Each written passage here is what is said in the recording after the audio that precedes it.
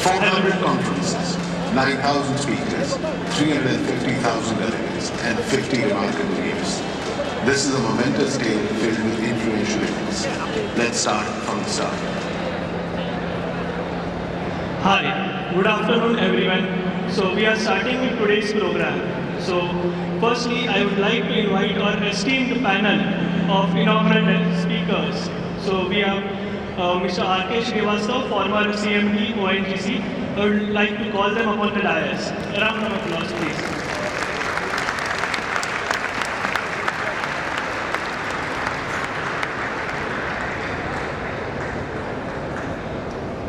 The next person whom I would like to call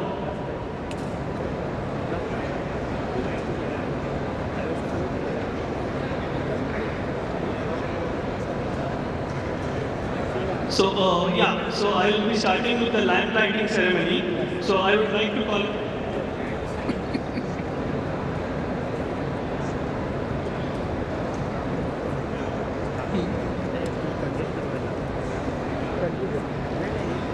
our chief guest for today, Mr. Anil Kakodkar. Our special guest for today, Mr. Nadir Godrej, the man behind the Godrej Industries. Then the person who has supported this entire program with sincere efforts, Professor A.B. Pandit, Vice Chancellor ICT. So I would like them to start this inaugural session by the lamp lighting ceremony.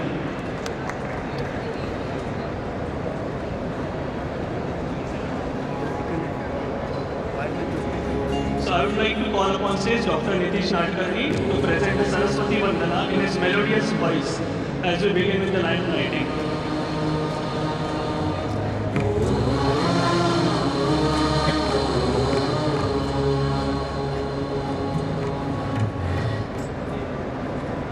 Hello.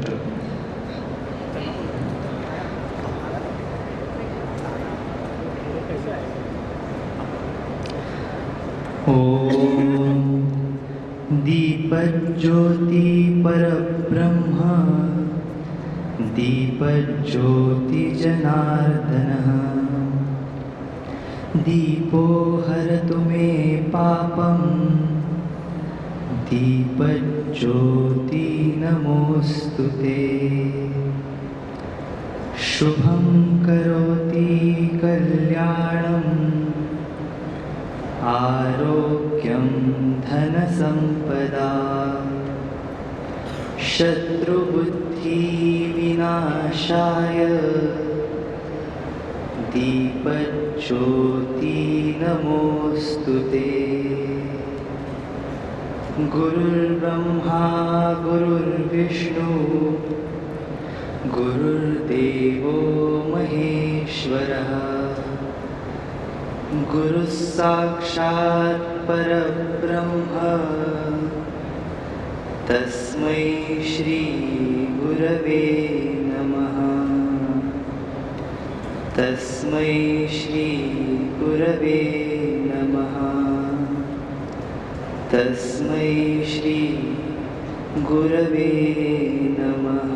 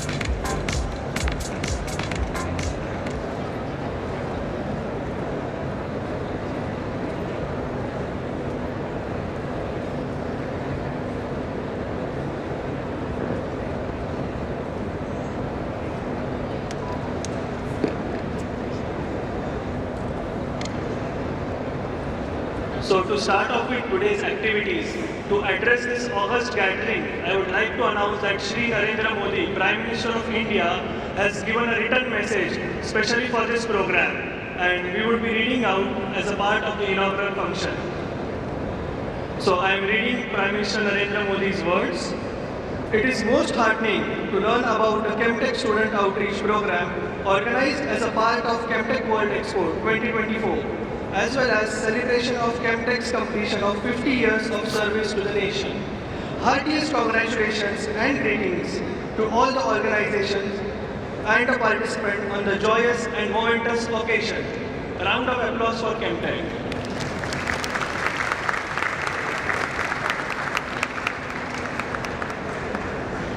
I am particularly delighted to note that more than 2,000 students from 28 states and 101 educational institutions are participating in the program.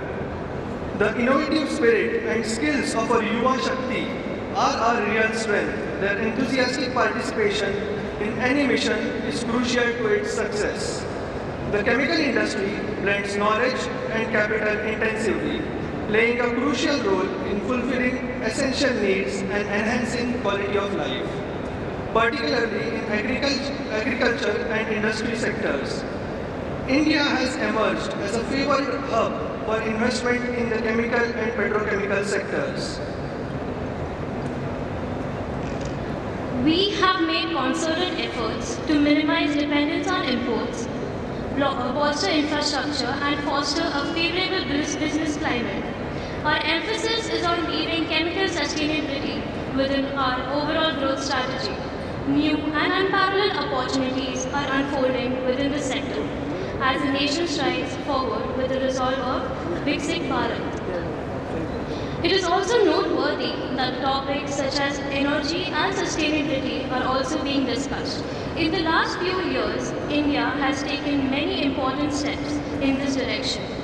This includes initiatives to eradicate single-use plastic, meeting the installed capacity targets to be sourced from the non-fossil fuels nearly a decade ahead of schedule, and maintaining a position as a global frontrunner in the solar and wind energy. The ethos of reduce, reuse, and recycle is deeply woven into the fabric of every Indian's lifestyle, making circular economy an integral and inclusive part of the socio-economic life. This is a domain where the chemical industry can lead the way by innovating ways to increase the footprint of recyclable and reusable materials in daily life. This can help ensure a cleaner, greener planet for the posterity. The participation of the distinguished scientists at the program will prove to be an inspiring and an unforgettable experience for the youth in the chemical industry.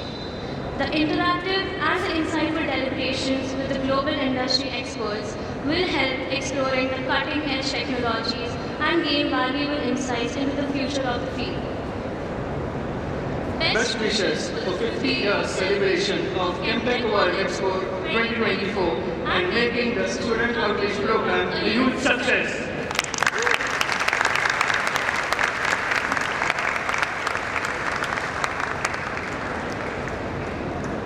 Now, to begin with today's inaugural session, I would like to call upon stage Mr. R.K. Srivastava, former CMD of ONGC, to present a welcome address to this august gathering.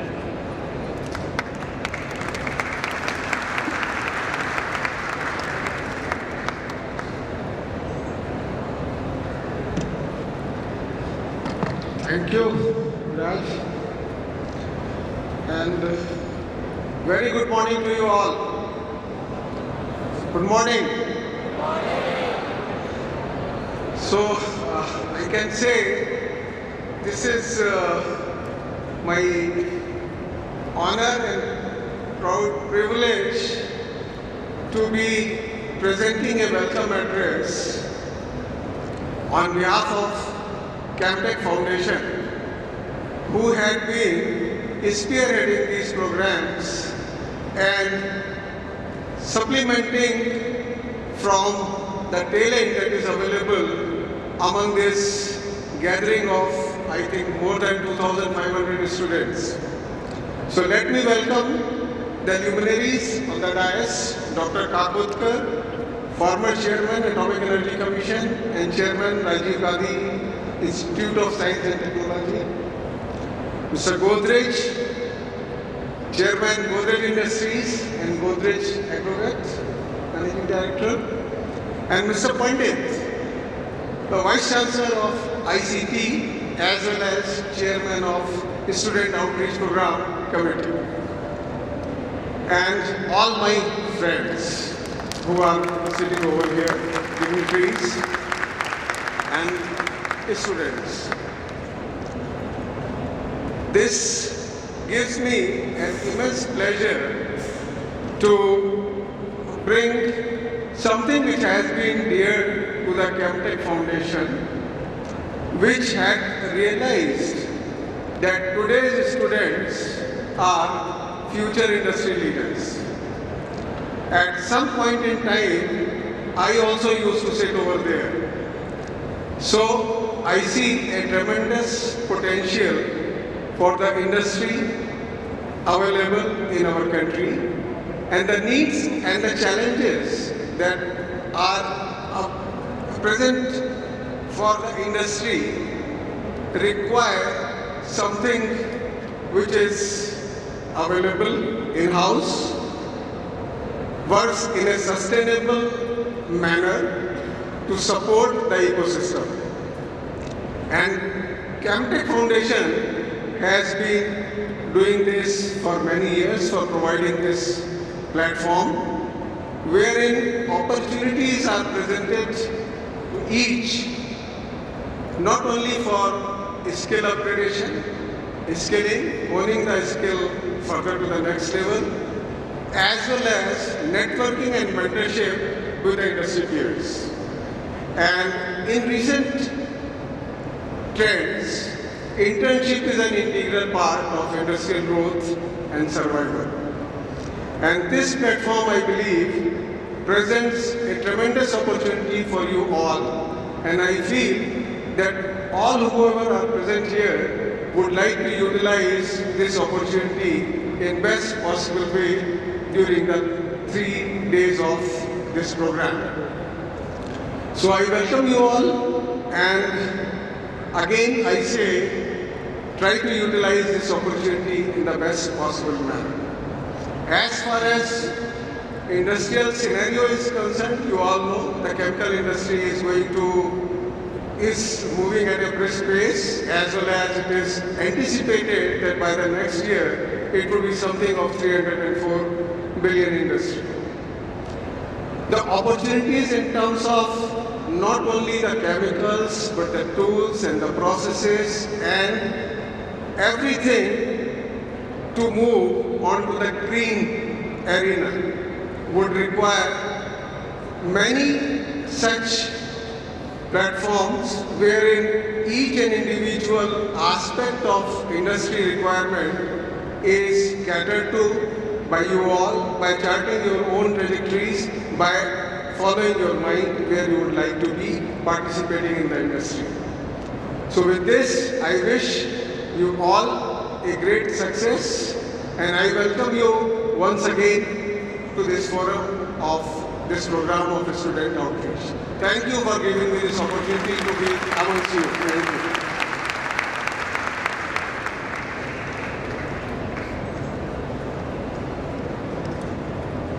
Thank you, Srivastava sir, for presenting your welcome address. Now, I would like to call upon the dais Professor A.B. Pandit, who is the Chairman of Student Outreach Program 2024 and is helping and is giving a strong backbone for this program for the last couple of months. So please, Pandit sir.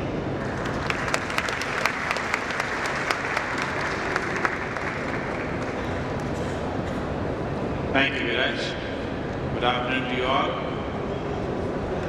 Dr. Kakodkar, Shri Nadir Godrej, Srivastava, many of the faculties from various chemical engineering colleges and institutes, and all my student friends.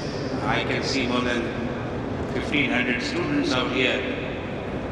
I must say that I was a bit hesitant to take this chairmanship when I was requested by ChemTECH Foundation. But the kind of unprecedented response which I have received from the students, including the faculty, in terms of support, has been really overwhelming. This students' activity essentially consists of multiple students' events, paper presentations, the industry-defined problem where the industry came forward and represented the current problems which they are facing, trying to find innovative solutions from them, from you all.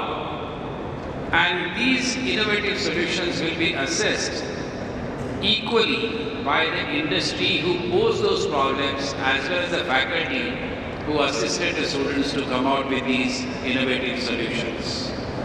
In addition to that, we are going to have paper presentation conference, and this paper presentation competition will identify approximately 50 research papers which will be assessed in due course of time by a well-known publishing house, Taylor and Francis, and it will appear in the form of a special issue of Indian Chemical Engineer in January 25. That means after your presentation, a paper will be selected by the juries which consist of faculty as well as people from industry. The utility of your work, the novelty of your paper will be assessed, and you would be requested to submit a full-fledged manuscript in the format of Indian Chemical Engineer, which will go through the regular peer reviewing process, and approximately 20 articles will appear in Indian Chemical Engineering January 25 issue. So industry-defined problems, debate, paper presentations, this is the kind of activity which students should get involved in. The kind of activity which actually involves the industry-defined problem makes you think that the learning which you are going to acquire or which you are acquiring during your undergraduate days, how that learning can be put to use and how to tune that particular learning to solve industrial problems or to offer solutions which are currently industry is looking for. Now this also is associated with significant quantum of awards ranging from 50,000 rupees to 20,000 rupees depending upon the value of the solution, the innovativeness associated with it. And I would like to thank all the juries, especially my faculty colleagues from various academic institutes who have readily agreed to assess you all, to assess the solutions along with my faculty assessors, those who took pains in identifying problems and have agreed also to look at the solutions rigorously and look at the practicality and feasibility of implementing these solutions. So this gathering of more than 2,000 students, as was discussed and as was pointed out by Honorable Prime Minister Shri Narendra Modi in terms of his message, when I wrote a letter to him saying that, sir, we are organizing such a students outreach program, and I was thrilled to receive his message which Viraj read out. I must also compliment the organizers, Viraj and his team, in taking painstaking efforts in seeing this particular students outreach program receive some maximum publicity and maximum participation. So more than 200 institutes, 2,500 or more students, involving more than 50 to 70 faculty involving in each of these activities has been the great success of this ChemTECH Students Outreach Program.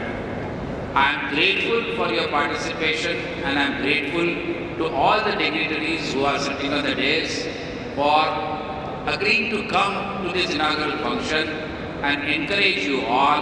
Now they stand in themselves the pinnacle of technology and its implementation. So I am grateful to Dr. Kakodkar, Shri Nadir, Godrej, Shri Srivastava for being a part of this inaugural function. So please participate vigorously Not only that, but also see the various stalls, see the equipments, see the processes which are at a display, and learn something more and make the best use of all these 3 days we are here. All the very best, and let's hope you get something meaningful out of this 3-day venture. Thank you.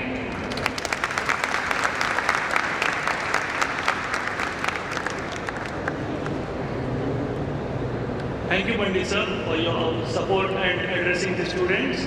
Now, I would like to call upon stage Dr. Anil Kakodkar, former chairman, Atomic Energy Commission, as he is the special guest of this event, to address this august gathering.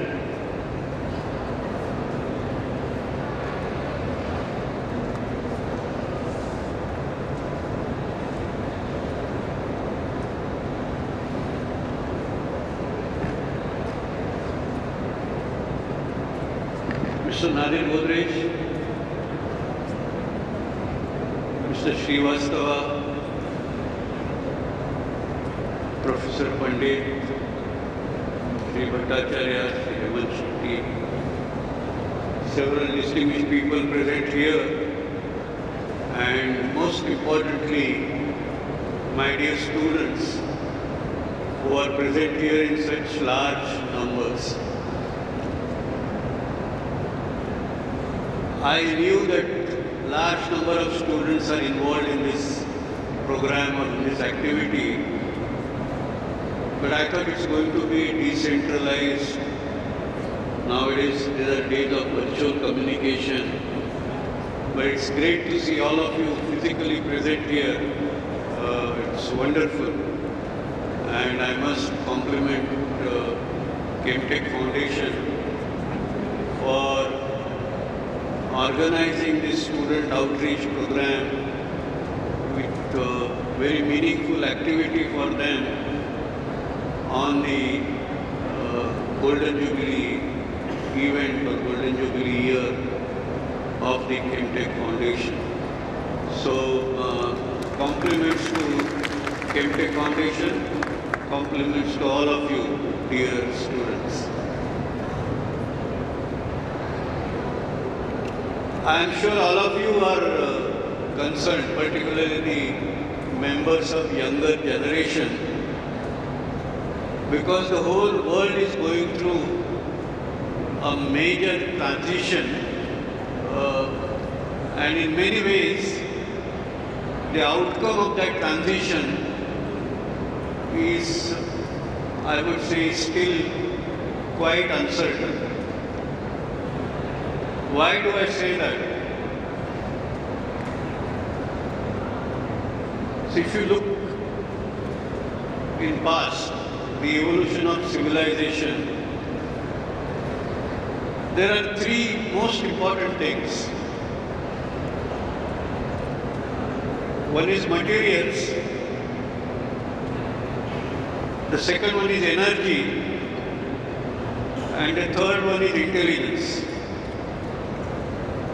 And now we have come to a point where we should start talking about human intelligence and artificial intelligence in the same breath. So I think, to my mind, these are the 3 key ingredients for evolution of humanity. And in many ways, they are interchangeable. They are interchangeable at different levels. At the level of physical materials, at the level of chemical reactions between them, or at the level of even the nucleus of an atom. And who knows, going forward, tomorrow it may go on to even more minuscule level, and it may start involving subatomic particles. And that is important because the earth resources, we are all dependent on earth resources, whether it is energy, whether it is materials, or whether it is the existence of ourselves. And these earth resources are finite. And the demand on those earth resources is continuously growing. And more importantly, while some part of humanity has made good use of available earth resources, improved their quality of life, but there is a larger part of humanity which is yet to reap full benefits of kind of the best possible quality of life which some countries have already started utilizing. We want entire humanity to be fully developed. In India also we have started talking about Vikasit Bharat. What does Vikasit Bharat mean? To my mind, Vikasit Bharat would mean, on an average, every Indian should have a quality of life comparable with the best in the world, or comparable with the Vikasit countries of the world. And you can immediately understand that realization of that dream, that aspiration, it involves, first of all, accessing materials, accessing energy, and in today's context, we have no problem, Indians have no problem about accessing intelligence. I think we have probably the largest reservoir of intelligence. So much so, many Vikasit countries of the world are dependent on Indian talent for whatever they are doing currently or whatever has propelled them to their current stage. Now, yeah, I think claps are in order, please. So, the point is, India is a country of youth, huge potential of leveraging human intelligence. So our education programs, our research programs, our technology programs, our innovation activities, they are all very important because that is how you leverage the human intelligence to sort of make best use of available materials, to make best use of available energy, create new modes of creating new materials which can deliver much larger benefit, create new modes of harnessing energy which can give you more energy with lesser use of materials. And even though there is this issue of can we continue to carry on our business as usual in light of climate change threat, where we have this challenge of we still have enough fossil materials for producing energy, but there is instability looming large around us because of the issues of climate change. So I think it is the human ingenuity which will ultimately find an answer to this question. Mr. Srivastava was just mentioning that in his view, the two things are becoming most important. One thing is the carbon capture, utilization and sequestration, CCUS, and other is nuclear energy. Now that is in energy sense. One can also say, for example, we are worried about many aspects of material transformation, particularly involving organic materials. Many of them are fossil, because we are worried about carbon dioxide going into atmosphere. Can we not think in terms of ensuring that that carbon which escapes as carbon dioxide, instead of allowing it to do that, you retain that carbon in the solid form. And carbon is a wonderful material, right from its form as large bulks. Carbon can be used as structural material. Carbon fibers can give you materials which are perhaps comparable to the most or the strongest materials available around.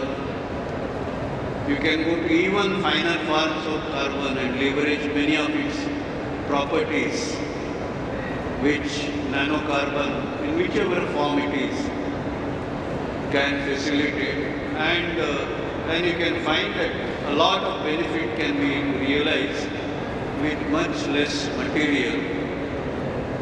More importantly, it can also replace some of the materials which are currently in use. For example,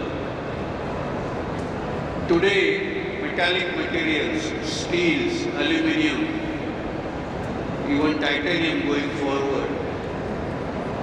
Whenever we talk about structural materials, these are the names that strike us. Why can't we think of a world where carbon plays much higher role in all these areas, including the traditional areas in which it has been already playing, and we organize things in a manner where we get, for example, you produce methane and separate methane, produce hydrogen, carbon comes out as solid form, and then use hydrogen for energy. And if there is no carbon dioxide emission, then that hydrogen will also get a green color. People talk about color of hydrogen.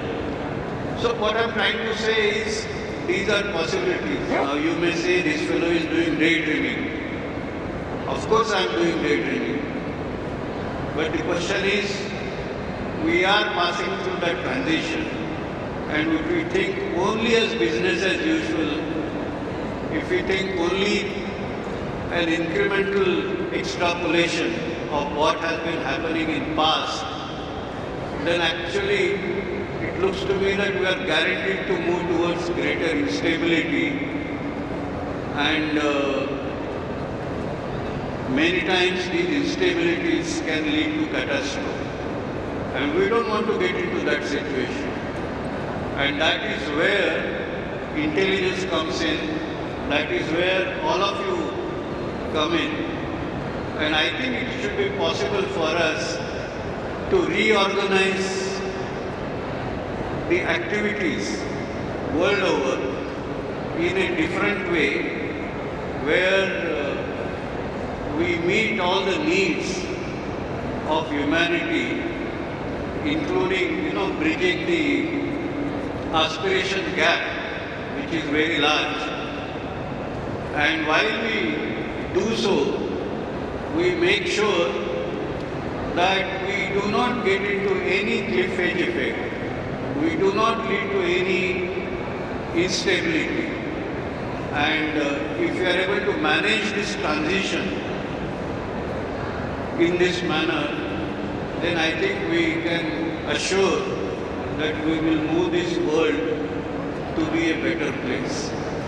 And it is in that context that I said that we are going through a transition where there are going to be a lot of disruptions. A lot of disruptions caused by human intelligence. A lot of disruption caused by Indians or Indian intelligence. And I'm so glad that all of you are here in this big event. In fact, this is on such a large scale that there seems to be an unprecedented traffic jam outside. So actually I was asking Mr. Shri that, it is,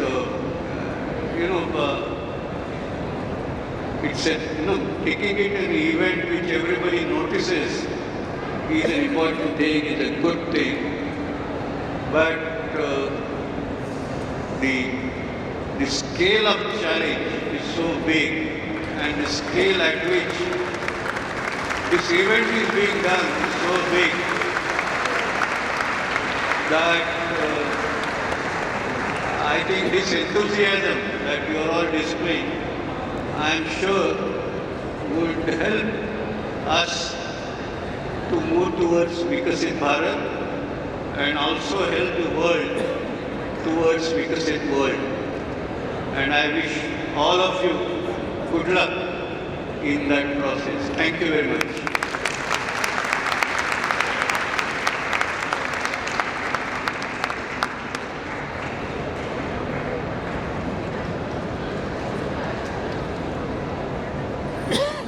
Thank you, Dr. Kakodkar, for your address.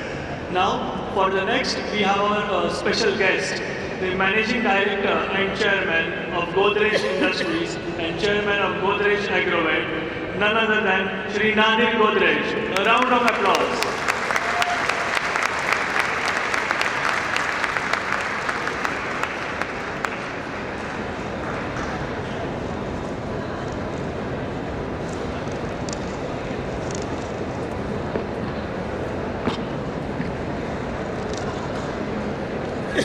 Professor Pandit, Dr. Kakodkar, Dr. Srivastava, industry colleagues, and my dear students. Leadership. Now, learning is always best when you are put to the test, and therefore I'll relate my story, a tale of trouble and some glory. I had no idea what was in store. 1 year, our loss was 80 crore. We wondered why we had invested in something strange and so untested as making olefins from oil. It hardly seems worth all that toil. But alcohol is an intermediate, not a thing, which gives one an immediate kick to all those who imbibe it. And for this audience, I'll describe it as from C12 to C18. And now the change in tack would mean a change in all our strategy. To lead this change was up to me. I did not do it all alone. My team was good, as is well known. The group was there with all its strengths to help us out. They went to great lengths. You must survive before you win. A merger helped to save our skin. We lived to fight another day. Step by step we found the way. We had to work to make things right. On every front we had to fight. Now we had suffered for our sins. Since we stopped the olefins, we had 2 columns that were idle. Not using them was suicidal. Configuring them for fractionation, we used them for the preparation of much desired single cuts. And when we settle into runs, such innovation gets us out. And I have not the slightest doubt, our engineers helped save the day, the continuous improvement way. With the help of all of them, we started off with TQM, we learned a lot of useful stuff, but all of that was not enough. We learned to stretch capacity with bellicose capacity. We focused on the bottlenecks with grips that could well throttle nets. And month by month the throughput rose with just an occasional dose of investment in a plant that's new. We kept the number to just a few. We built new plants for fractionation. We started with our sulfonation. By then we made no olefin, and so we chose to bring it in, of course made petrochemically by Chevron, Shell or BP. The base we told for HUL The rest to others we could sell. Now HUL served as the bread, the rest was a nutritious bread. Our hydrogen was good and cheap, the benefit we could then reap by using all that we could spare to make some stearic acid there. With Dr. Pandit's help, we tried and made a plant that is our pride. At a low cost we then supplied good alcohol, sans aldehyde. Others know how fees were high, we did not pay a single buy. The cost of Indian plants is low, and this enables us to grow. In order to increase our trade, we quite specifically made C1618 cuts from cheaper palm. But this had some attendant harm. For every time the feed was changed, product streams were exchanged. We had more fractionation cost, and more material was lost. Our engineers then were the ones who cut the cost with longer runs. From time to time our plants were down, and this would cause us all to frown. Now TPM was a solution. For us it was a revolution. The plants were up more and more, the costs were going to the floor. Everywhere the throughput rose, and we had a healthy dose of cutting costs everywhere. With energy, we took great care. Whatever saving was suggested, we evaluated and invested. From everyone we always sought. Good learnings for the one who taught. Us best was Skopje's Mr. Kabai, who was always pushing us to try to make our product somewhat better. And then, one day we got a letter complaining we were not consistent, although we were quite insistent that we had exceeded norms. He urged us to make reforms. We had exceeded by too much, and we learned that there is such a thing as being far too good. Without him, we never would have known that consistency is better than proficiency. A constant 98.2 is fine and better than a stray 99. So nothing will help better than a good customer from Japan to keep you always on your toes and teach you everything he knows. And if you have enough endurance, you will have the assurance your quality is of the best for having passed the greatest test. With our experience in soaps, we had already learned the ropes of processing most distillates available at attractive rates. Competitors used processed oil. Our R&D with skill and toil, although the task was rather tough, found ways to use the cheaper stuff. All of this was very fine and added to the bottom line. The catalyst was optimized, the throughput was maximized, and per ton costs were minimized. The profits were then supersized. Production wasn't the only story. Now marketing brought us some glory. Flake longer chains were our forte. We found new markets for assorting. In China, we could sell a lot. We liked the margins that we got in Argentina and Brazil. Our coffers we could slowly fill. We partnered well with Galaxy. We gave them chip delivery. We listened first and then we played. Each time we made a different grade. Our annual customer survey enables us to well purvey to customers' recorded needs. We know that listening succeeds, but the needs that no one states, our marketing anticipates. And so we launched ECRM to smoothly link with all of them. In the early days of turnaround, while some solutions had been found, we sensed we needed to know more. Like many who have gone before, we called in a consulting firm in the middle of the term. Although we thought our costs were higher than any other world supplier, the TJ facts proved otherwise.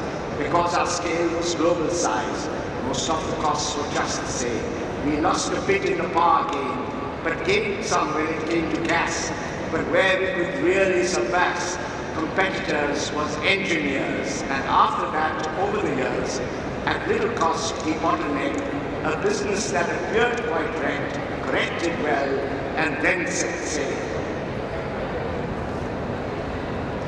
And TPN and TPN are perfect for involving them. We measured all by EVA and rewarded with bonus pay.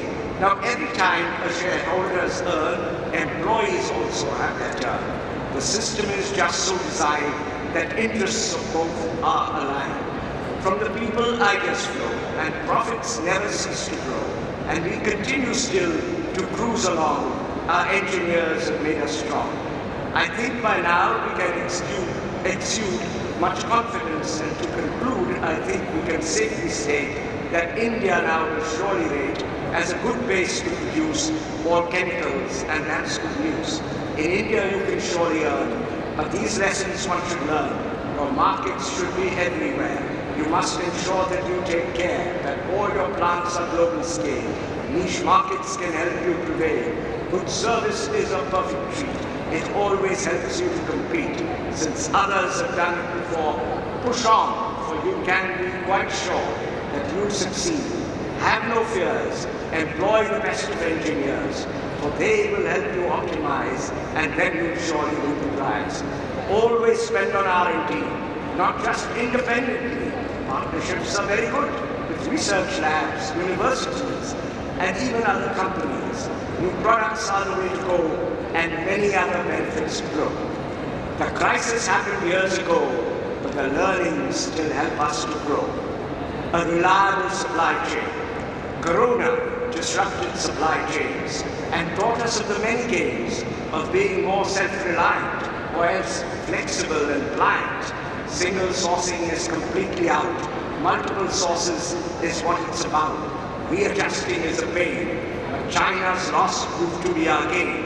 When Corona suddenly burst, China was disrupted first. Intermediates come from there, and we also had our share. We very quickly built our stocks and fortunately faced no crops. Earlier, China's costs were low. Supplies from there will help us grow. Their pollution laws were very lax. Their governments now on their backs. Their cost then rose, some had to shift. And this could give us all a lift. Their competition is now less, and though we could be in a mess, if intermediates rise in price, our industry now finds it nice that we can backward integrate, and I can confidently state, with just a little R&D, there's much light that we can see.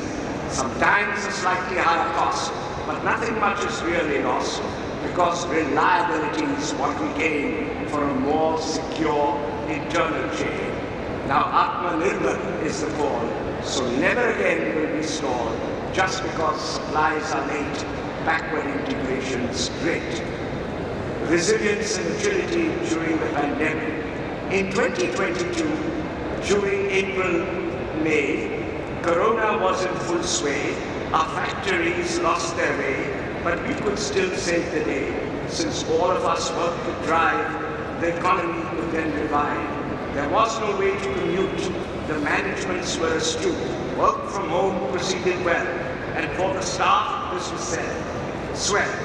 But factories must be manned. The employees need to be on hand. Our workers took it very well. In factories they would dwell. Production started very soon. Was in full swing by the end of June.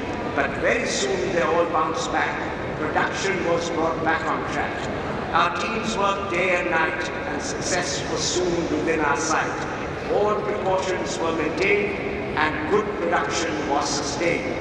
A bright future is what we see with resilience and agility.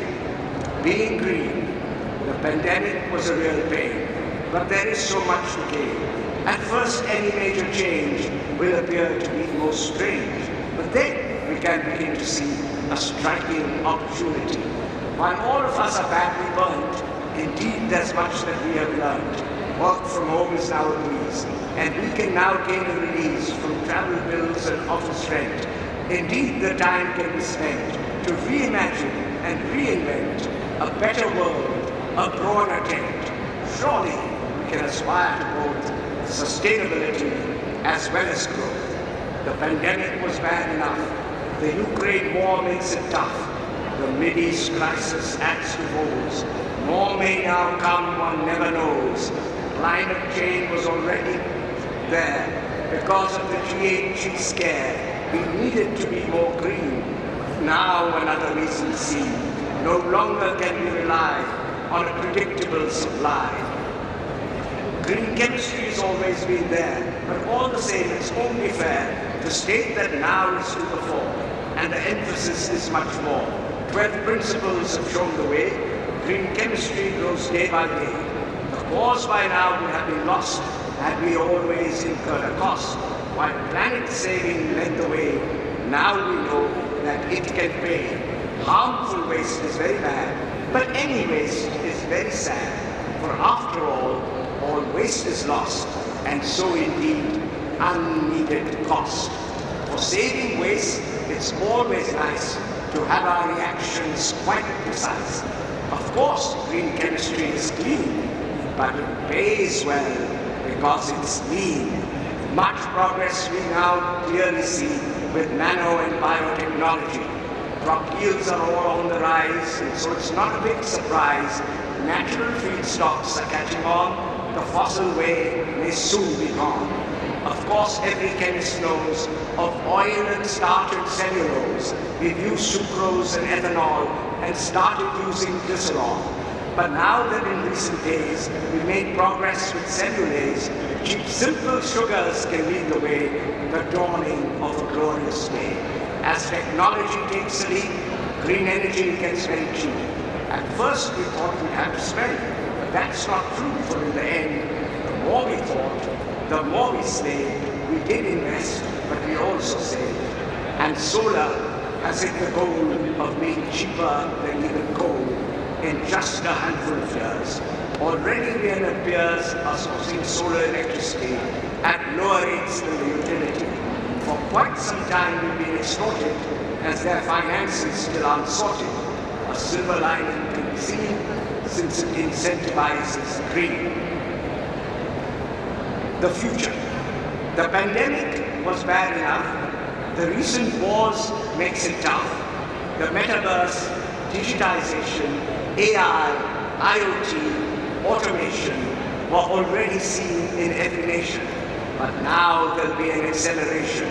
The pandemic forced us all to change, and in a manner that is strange, our efforts to keep our courses steady help to make us future ready.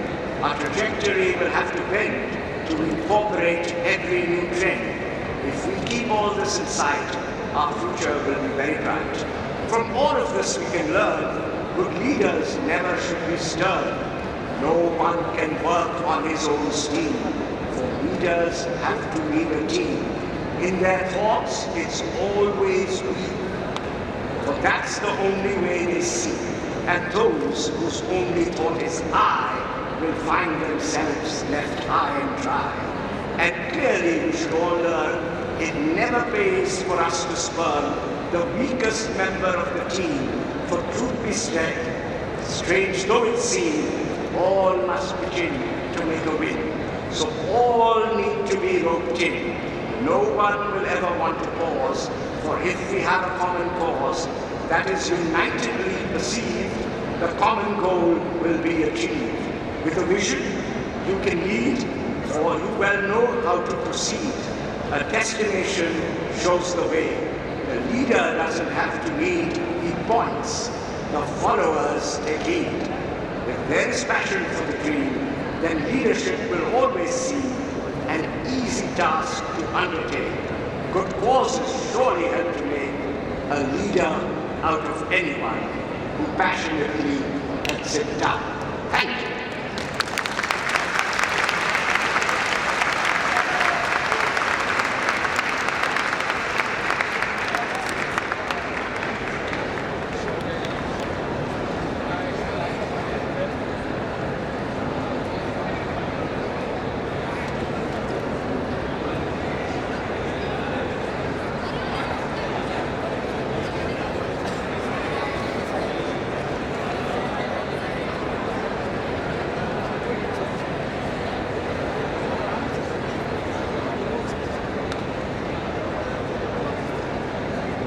Thank you, Nadir Godrej sir, for your amazing speech. A big round of applause.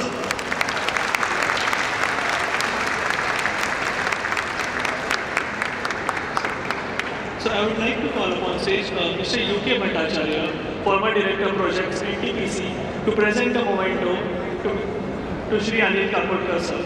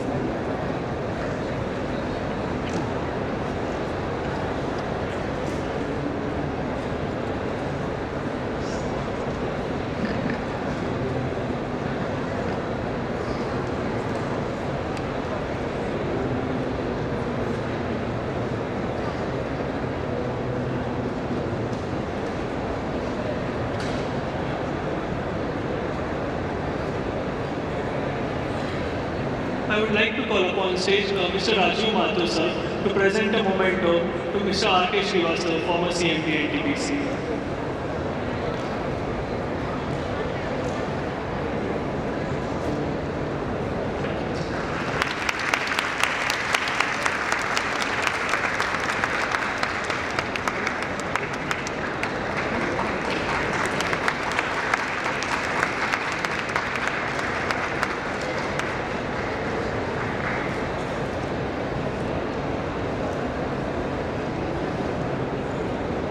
I would like to call upon stage Mr. Yatinder Singh Suri to present a memento to the Chairman of Student Outreach Program and Vice Chancellor of ICT, Professor A.B. Pandit sir.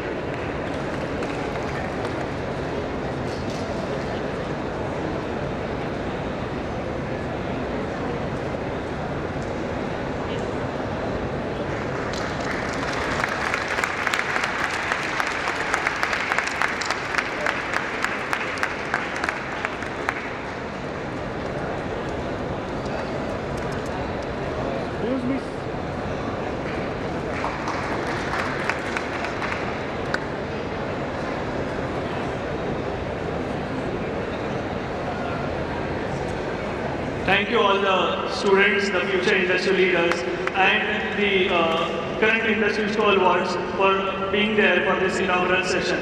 Now I announce the closure of this inaugural session and the students can head over to the dining area for lunch. Thank you so much.